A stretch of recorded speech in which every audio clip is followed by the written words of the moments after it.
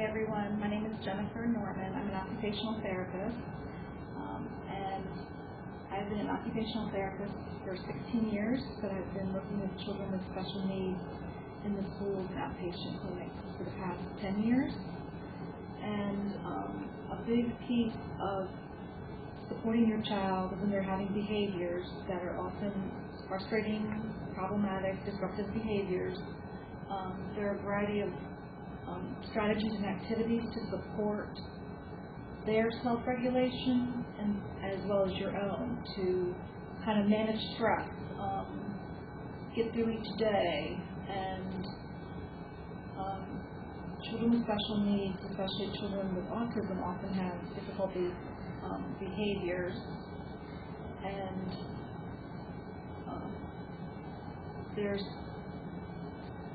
it could be simply a behavioral issue, or it could be related to a sensory need that they're experiencing. And is it sensory or just behavior? It could be both. You can't always tell the difference. The key is to look at what happened before the problem behavior, which before would be the antecedent. I'm going to give you an example of two children playing in a sandbox. One child hits the other child and takes their toy.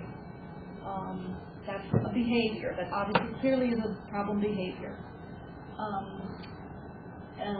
Another scenario is the same two children playing in the sandbox. One of the children brushes up against the other child, and the child hits that child.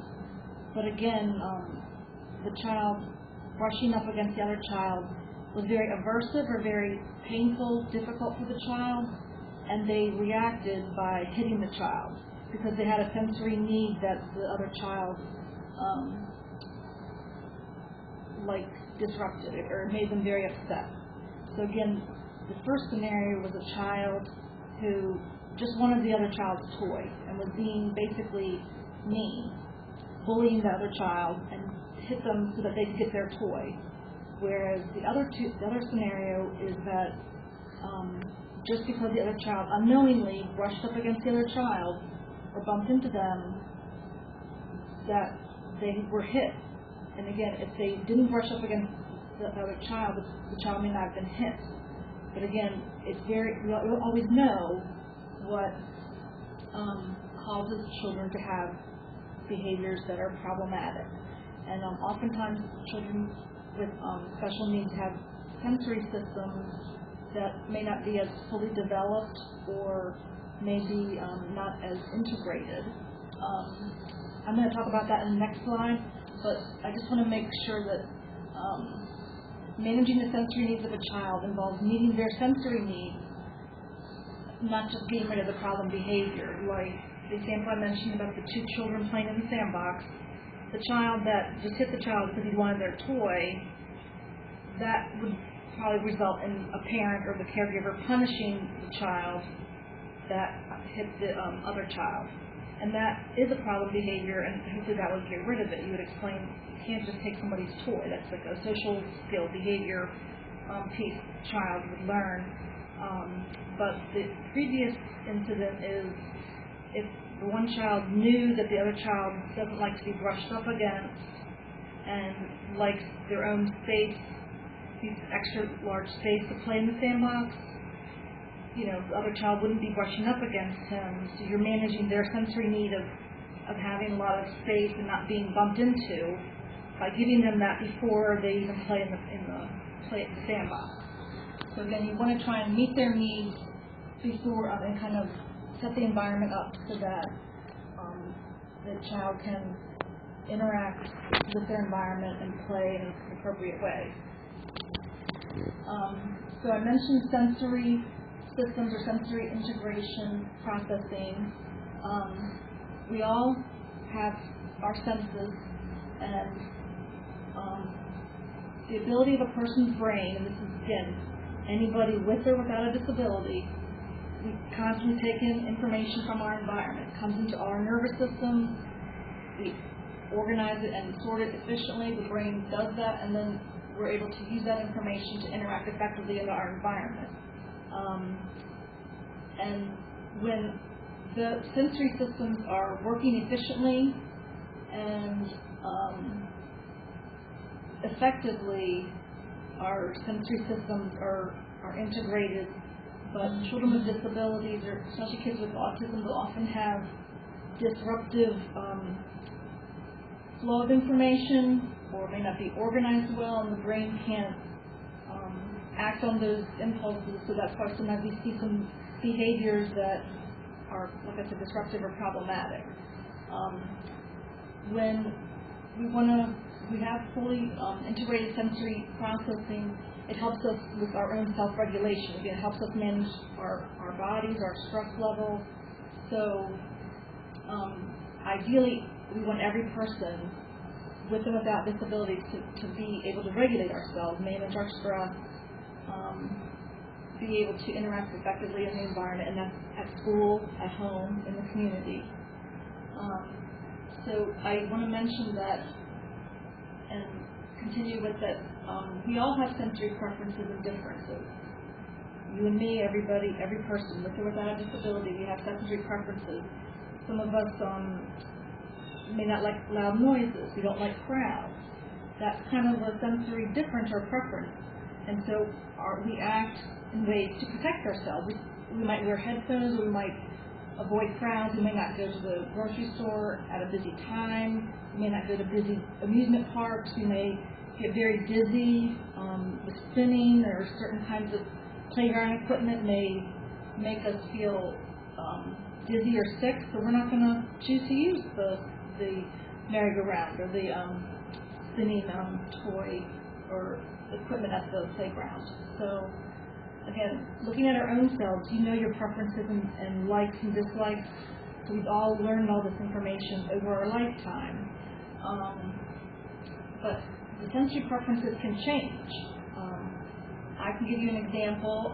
I used to love riding on roller coasters, and when I was a kid, it made me feel happy, excited, whereas now, I physically get nauseous. I can go on it, but I get a bad headache, I get dizzy.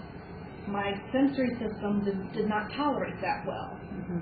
So again, as I grew older, my differences changed, or my preferences for different kinds of sensory experiences changed, just like every other person, children and adults with and without disabilities. So, we also can have differences that change on a daily basis for a variety of reasons. Charity mentioned about the basic physiological needs we have. If we don't get enough sleep, we're not going to be able to tolerate traffic as well, or as loud noises. So that changed because we didn't sleep well the night before. Or our child with a disability may have kept us up all night, like Charity had mentioned. And we might really like to dance, but we're not able to tolerate it because we didn't sleep as well the night before. So the key thing is that you know your different senses and experiences that you like and dislike, but children with disabilities may not understand why they're behaving a certain way, but it may have to do with how their brains and nervous system processes all this information. So that's where you often will see some behaviors. They react because they can't communicate, or they don't know what this means. Somebody just brushed up against me. It just may be physically painful to them, but the person who did that has no idea, or they don't understand what that means. So they react in a way that's disruptive or aggressive or that kind of thing. So the next thing I want to talk about is in dealing with children with disabilities at home and in school.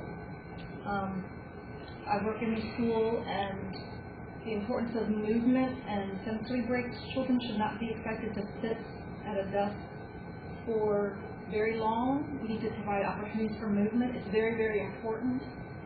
And also managing their sensory needs, giving them a break with sensory toys. I have some things up here I'll talk about in a minute, but again, to manage problem behaviors, for again, aggressive behavior, behavior that is disruptive, the key is to be proactive. If you know a child, has difficulty with loud noises, you might have them wear headphones. So again, we're going to bring the headphones to the place where they may have difficulty. We're being proactive. So again, we're trying to, prevent or reduce the likelihood of them having a meltdown or problem behaviors. At school, and you can do this at home as well, you have it scheduled. So you might actually have a visual picture of a sensory toy or item that the child likes. So they know, okay, when this comes, I have a chance to take a break. So they can anticipate, okay, I just can sit here for 5 more minutes, I can do this, and we'll have a scheduled sensory break. You also want to try to have a structured movement or sensory break. Just giving a child with a disability maybe a toy or a ball, you need to engage with the child. Maybe just roll the ball back and forth, show them how to use it. And this is an example here. This is called a wrapper snapper. This is kind of like a fidget, but it's kind of neat. You can play with it. But if I just laid this on a child with a disability, or any child really, on their desk, and left it there without trying to show them how it works, what you can do with it, this is not something that would be helpful to anybody. You want to try and structure it and engage the child with it. Maybe if you had one wrapper snapper and they had one, you could play a game with it. And you also want to try and make them time limited. And again, because there are times at home and at school with kids, we all need to work. You have chores to do, but homework to do, but you need time to move around. You need time to take a break. But let's do it time limited. You have a 15-minute time break. And this is called a visual timer. And also there's digital timers on people's cell phones, things like that. But this is something that involves the visual, because as time ticks down, the red goes away, and it also makes a sound. So it's auditory, but it's also visual. And again, this helps the child know that when the red is gone, the time, we have to get back to work, we have to do our chore, we have to go back to our desk. You also want to make movement and sensory breaks individualized, because every child is different, and what may be calming to one child may be overstimulating to another child. And the last thing, the last slide is, we all want to be able to interact with our environment and be in a calm environment. When children with or without disabilities have a meltdown, that's very disruptive. It stresses us all out. We're not calm. I have some lists of some strategies and activities that are helpful to kind of promote a calm environment, whether it be in the home or at school. Dimming the lights, playing some classical music, doing some heavy work or chores, having the children engage in carrying groceries or a laundry basket or a box of books is actually really good for their bodies. It helps with body awareness, and